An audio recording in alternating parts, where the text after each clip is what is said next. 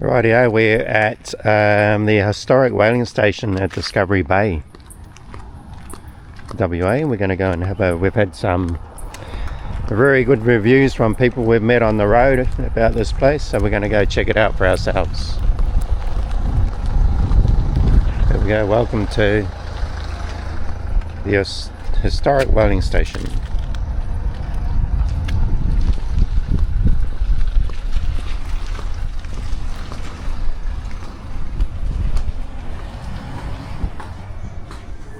Alright, first stop in here is the John Bell Gallery. Over the last 60 years I've collected several thousand shells. Please come in and have a look. Hilda Hotke. 60,000, Jesus. Look at the size of these ones. Like, I found baby ones of these ones. I feel like that one I found, so I've been right out in the depths of the ocean. Cool, look at that. It's made of waves and stuff. Full one for those not pulled apart.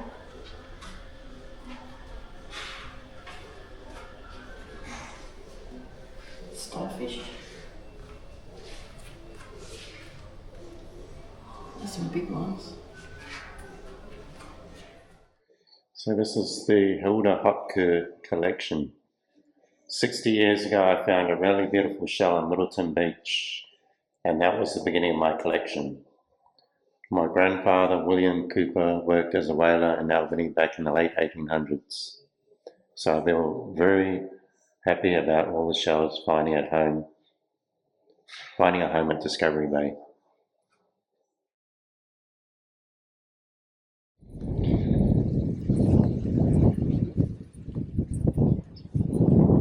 This is our first stop. Is the, I think it's pronounced Cheyennes IV whale chaser. So it's one of the whaling ships owned by the company, now fully restored and open to visitors. Climb aboard and imagine the working conditions of the whaling crew.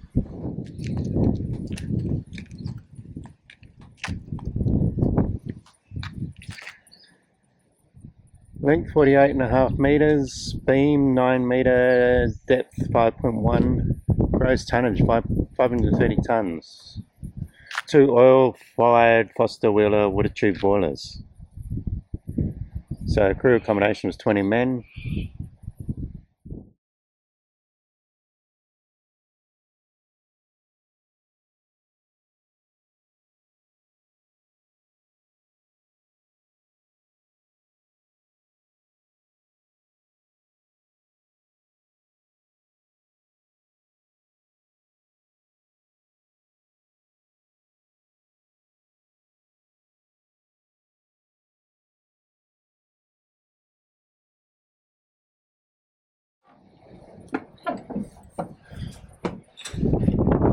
Old harpoon.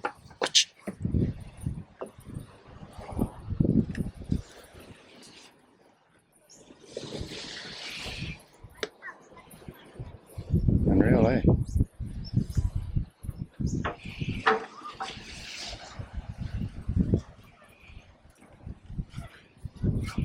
Look at that.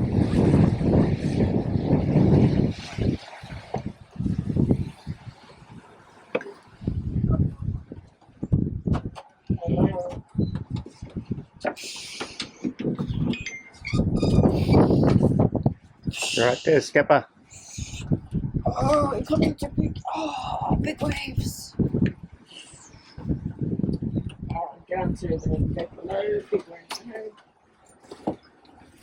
Stop. Compass.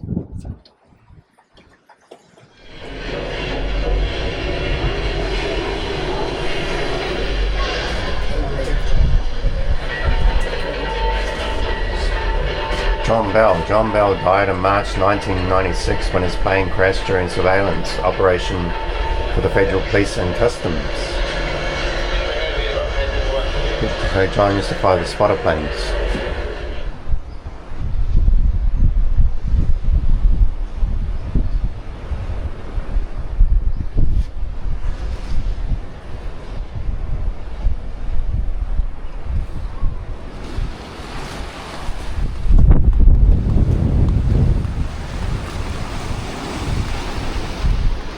The springs. That took you to the wives one, the one that had that wives about the wives.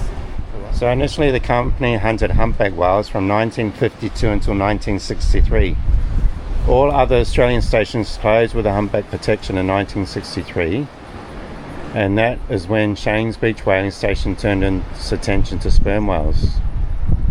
Sperm whales were only taken between March and December, but over this 26-year period of whale catching in Albany, approximately 14,600 sperm whales were killed off the continental shelf. As we make our way down to the spring room and cool room.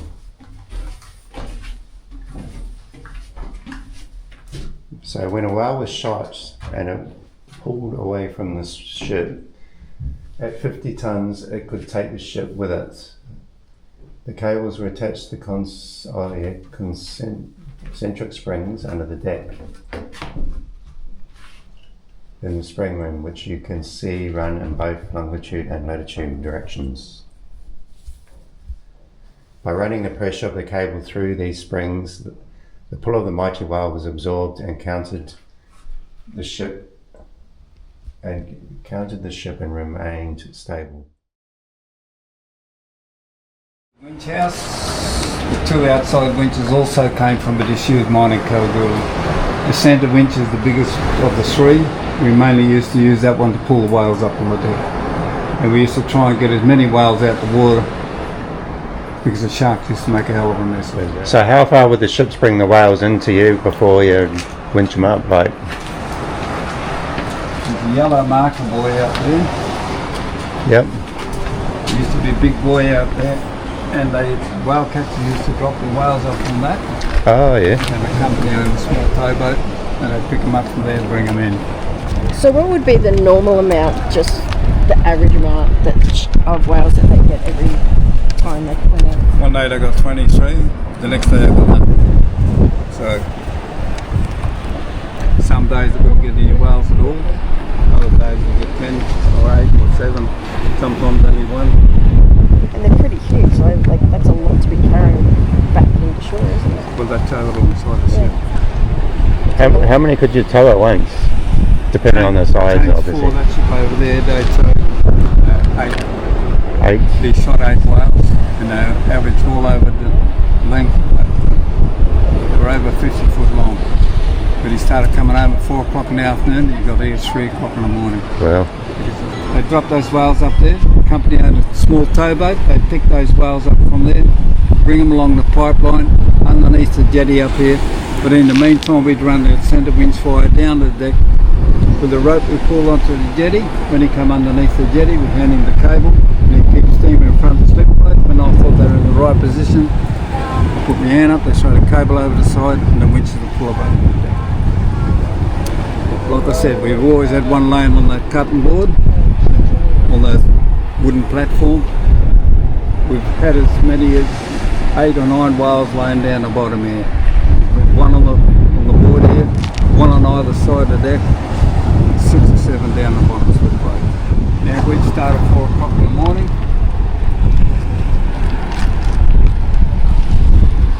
We put a series of cuts in around his jaw, down towards his tail, so we put up the centre of his back and on the other side. We've got the face from the other side, which I'll show you after.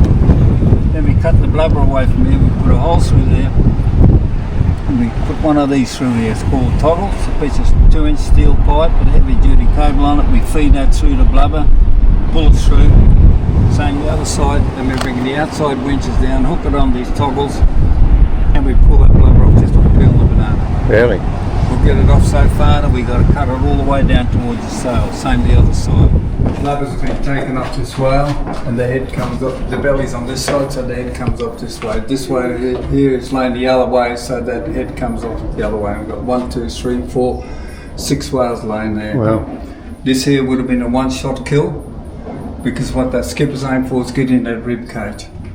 We've had whales come in that had half a dozen harpoons in them, but never in the right place. And this is the blubber off, comes off from the back of the whale, from the front of his nose, right down towards his tail. And the bottom photo is that fillet of meat that comes off along the backbone, right down towards his tail.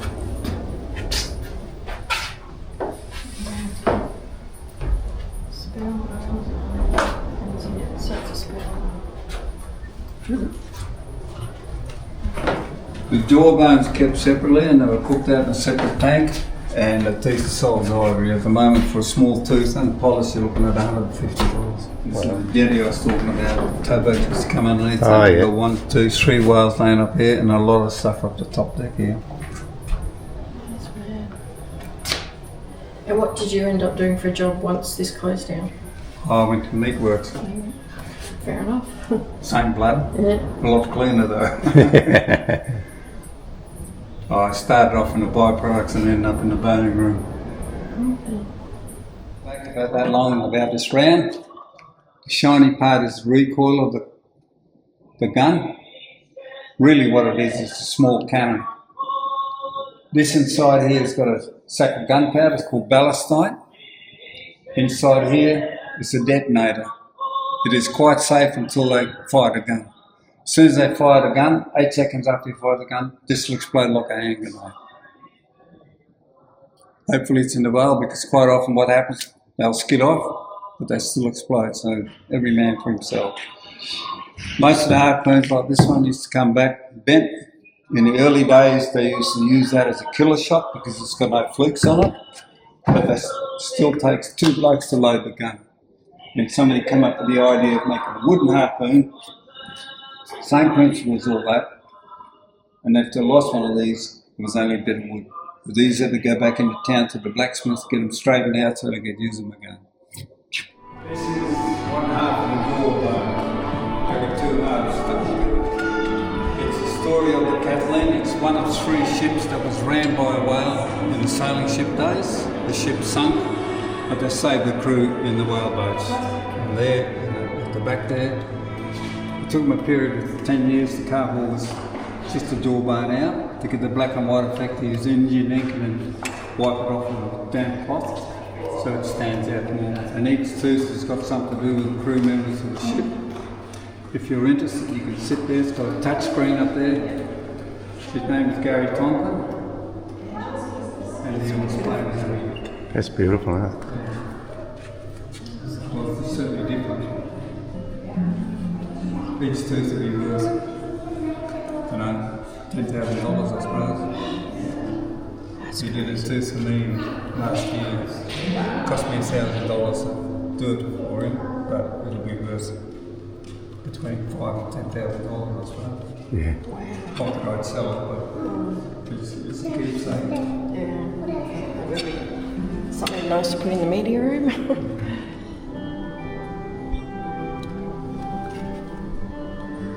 So this is one part of the jawbone.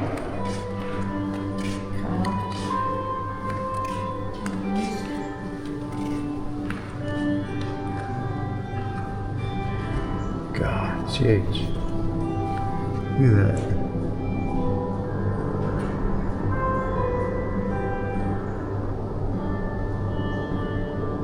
So the Kathleen's last whaling voyage inspired artist Gary Tonkin to engrave its story on this 4-metre sperm whale jawbone, turning it into a work of art.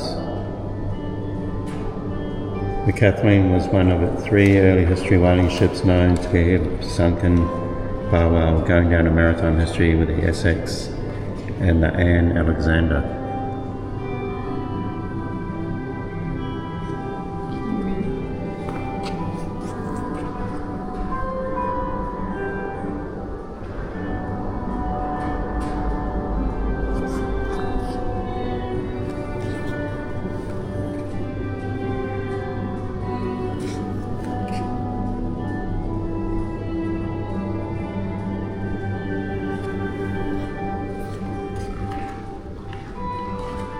It's really impressive. And it does. Right, yeah, we're just coming into the skeleton shed. So this is the skeleton of a 11-metre sperm whale. This is one of the last whales to be taken in 1978. So average length was 15 metres, average weight was roughly 40 tonne. Males are genuinely 30% larger than females.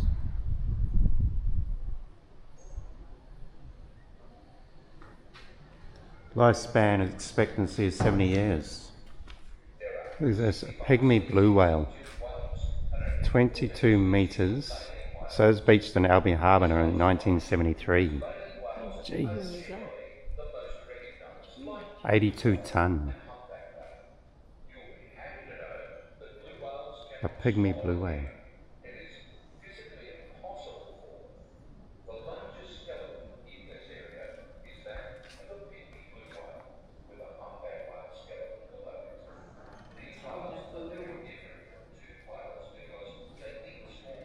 So this is a 9.5 metre humpback whale, that one there. So this one was also found deceased in the Albany Harbour in 2003.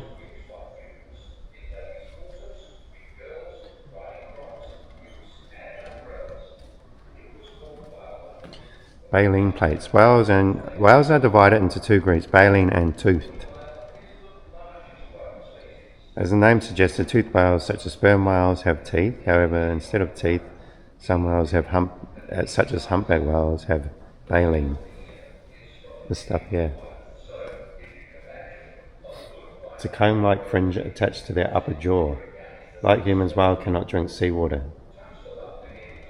Baleen whales feed by taking in a mouthful of seawater and then pushing it back through their baleen plates, which work like a strainer. Hairs on the plates catch small fish, krill or plankton, while the seawater is forced out through the mouth. So this is whales from the air. So this, I guess, is where the spotter plane is. Cessna 337, whale spotting 1967. God, imagine seeing that.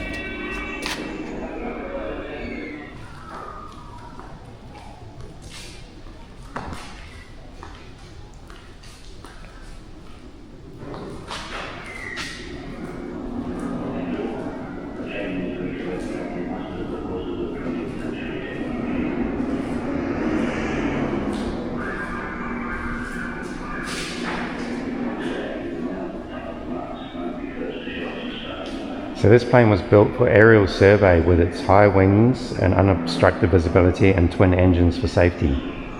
The aircraft was known for its unique design and versatility and remains an aviation classic. The plane was approved by the Australian government for fire spotting, and the Glassdoor made this model a favourite for safari tour operations. Planes and drones have become invaluable tools for whale conservation.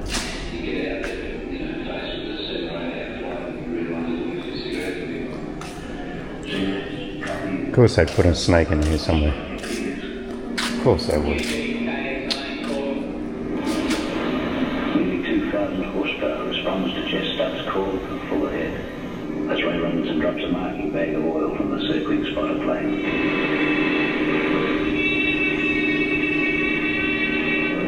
I've dropped oil about 2 miles ahead of these whales. Above, the eyes of the spotter guide the chaser Cheyennes III in on the first target of the day. It was about a mile ahead down, the whales have been coming up with some big ones on top. A lot of cows milling around with them. We're getting the most of it too, alright. The one big one has dropped down, Cheyennes is running shallow, about 6 lengths slightly to starboard, coming around to starboard a bit. The chaser closes in. See him? It's got to be one of these. There's the cleats on the bottom of the gumboots. Used to climb up the whale. Right. So how many hours have we been here? 5 hours? 4.5. 4.5 hours. But we have had lunch as well. But we had lunch, and So even if lunch is hard, that was still 4 hours. it's definitely been well worth the trip here. Yeah.